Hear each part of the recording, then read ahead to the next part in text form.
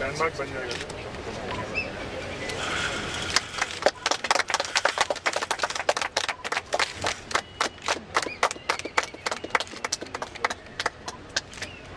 तो अच्छी भीड़ बनेगी। अच्छा, वैसे पीछे से जा रहे हैं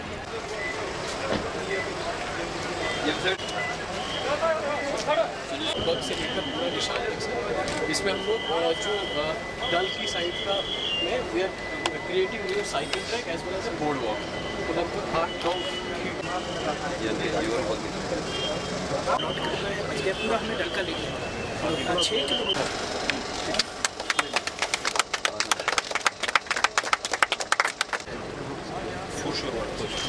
Rüzü patlatma asıl bir saniye ara.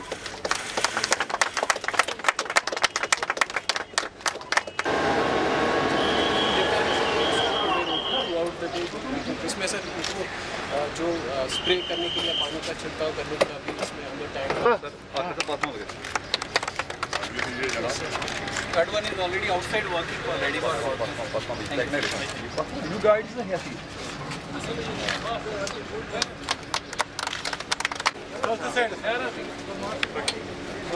क्या कौन सा ये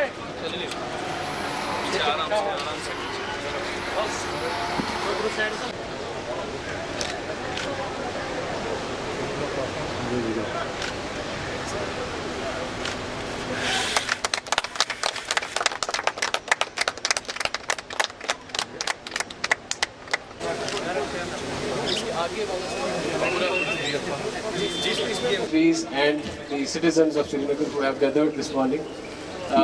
सर ये हमारी बहुत बेहद खुशकिस्मती है कि आप श्रीनगर शहर के मेयर श्री जुनैद मिट्टू साहब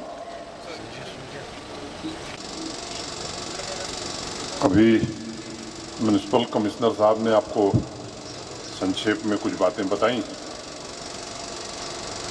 74 करोड़ रुपए की लागत से श्रीनगर स्मार्ट सिटी के प्रोजेक्ट का आज शुभारंभ किया गया है।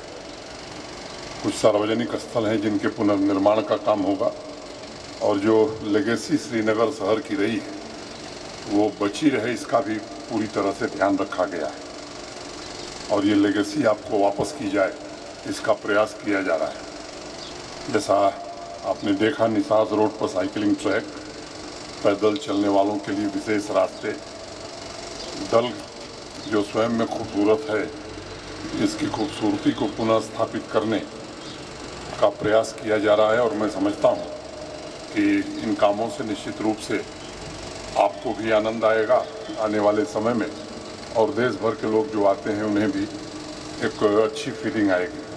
जो ऐतिहासिक धरोहर है यहाँ की उनका अनुभव लोग ठीक से ले सकें, इसका प्रयत्न किया जा रहा है। निसाद बाग इलाके में वाइब्रेंट पब्लिक स्पेस, पैदल चलने वालों के लिए विशेष रास्ते का निर्माण, प्लाजा वुडन डेक, स्थानीय माने लोकल और विजिटर्स के लिए सुरक्षित और चलने योग्य स्वस्थ पब्लिक स्पेस का निर्माण किया जा रहा है। पिछले कुछ महीनों में हजरत बल से निसाद के अंतिम छोर तक की दूरी साइकिलिंग के हॉट स्पॉट के रूप में विकसित हुई। इस विशेष आकर्षण को ध्यान में रखते हुए इस पर मॉडर्न साइकिलिंग ट्रैक तथा पैदल चलने वालों के सुरक्षित रास्ते का निर्माण किया जा रहा है। श्रीनगर शहर में फेवरेट जो डेस्टिनेशन है इनकी कमी नहीं है। स्मार्ट सिटी के अंतर्गत ऐसे अनेकों सांस्कृतिक तथा ऐतिहासिक धरोहरों को पुनर्जीवित करने की कोशिश की गई है और इसमें अनेक काम हुए। इसी कड़ी में Shalimar canal river development project का भी आज शिलान्यास किया गया है। केवल पब्लिक स्पेस नहीं बढ़ेगी बल्कि मुझे लगता है कि वाटर ट्रांसपोर्ट के जरिए भी लोग अब शालीमार को देख सकेंगे, आ जा सकेंगे। कोरोना एक बड़ी त्रासदी थी और मैं समझता हूं कि पूरी मानवता पर एक संकट था। पूरे जीवन को छिन्न भिन्न किया इसने और हम सबको एक सबक भी दिया कि ये सबकी सामूहिक जिम्मेदारी है कि हम शहर के प्रदूषण को कैसे कम करें। मुझे लगता है कि लोग आपदा में अवसर की बात करते हैं और मैं समझता हूं कि ऐसी आपदा थी जिसने हमें अर्बन एनवायरनमेंट में बेहतर जीवन के लिए अनेक परिवर्तन करने के रास्ते दिखाए हैं और प्रेरित किया है। स्मार्ट सिटी चाहे वो श्रीनगर हो या जम्मू हो, स्मार्ट मोबिलिटी के विकल्प पर भी काम हो रहा है। मैं उम्मीद करता हूं कि धीरज गुप्ता जी इसे भी जल्द हकीकत में बदलेंगे। इलेक्ट्रिक ट्रांसपोर्ट स्थापित करने की दिशा में भी कदम बढ़ाया गया है। नागरिकों का भी इसमें सहयोग मिल रहा है और सहयोग अपेक्षित है। दूर की यात्रा भी मैं देख रहा हूं कि अब कार के बजाय साइकिल से लोग चल रहे हैं और मुझे लगता है कि ये विश्व के सभी शहरों में हो रहा है। अब विश्व के सभी शहरों में हो रहा है तो मुझे लगता है श्रीनगर और जम्मू कश्मीर के शहरों में भी ये पद्धति हम दोहराएं ये आवश्यक हो गया है। रातों रात साइकिलिंग ट्रैक का निर्माण हो जाएगा ये नहीं संभव है, लेकिन कई देश के कई शहरों में हमने देखा कि जब कोरोना की वेव थी तो रातों रात लोगों ने मिल करके बना दिया। श्रीनगर भी उस दिशा में आगे बढ़ रहा है। अर्बन मोबिलिटी के क्षेत्र में ग्रीन पॉलिसी से हम कैसे श्रीनगर को वास्तविक रूप में स्मार्ट शहर बना सकते हैं, इस पर प्रशासन काम कर रहा है। मैं श्रीनगर के सभी सम्मानित नागरिकों से भी अनुरोध करूंगा कि इसमें आप सहयोग करिए। कार की जगह अधिक से अधिक साइकिल अगर हम चला सकते हैं, मुझे लगता है कि एक नई क्रांति इस शहर में हम ला सकते हैं। सुरक्षित और टिकाऊ भविष्य श्रीनगर का और पूरे जम्मू कश्मीर का हो, इसके लिए आप सबका सहयोग अपेक्षित है।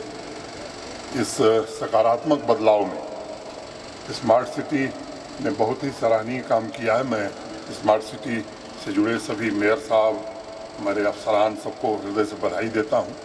प्रमुख सचिव को भी बधाई देता हूं। एक चूँकि नागरिक है, एक निवेदन मुझे और करना है। आप सब देख रहे हैं कि देश भर के लोग यहाँ आ रहे हैं, बाहर के भी लोग आ रहे हैं। एक कोशिश, और इसके कारण मैं समझता हूँ कि जम्मू कश्मीर की इकॉनमी काफ़ी बड़े पैमाने पर बढ़ रही है, लेकिन चंद लोग हैं जो ये कोशिश कर रहे हैं कैसे इस इकॉनमी को खतरे में डाला जाए। और मुझे लगता है कि प्रशासन, सिक्योरिटी फोर्सेस अपना काम करेंगे। आपसे भी मैं निवेदन करना चाहता हूं कि इन लोगों को पहचानने की ज़रूरत है और ये कभी जम्मू कश्मीर का भला नहीं कर सकते। मुझे मालूम है कि जब दिया बुझता है तो उसकी लौ तेज हो जाती है। इन लोगों का भी लौ बुझने वाला है और इसलिए जब मैं कल एक जगह बात कह रहा था तो मैंने कहा कि प्रदूषण कई प्रकार के हैं। कुछ नागरिकों के द्वारा जल के पानी में प्रदूषण किया जा रहा है, जिसको रोकने की कोशिश की जा रही है। अब स्वयं नागरिक भी आ गया है।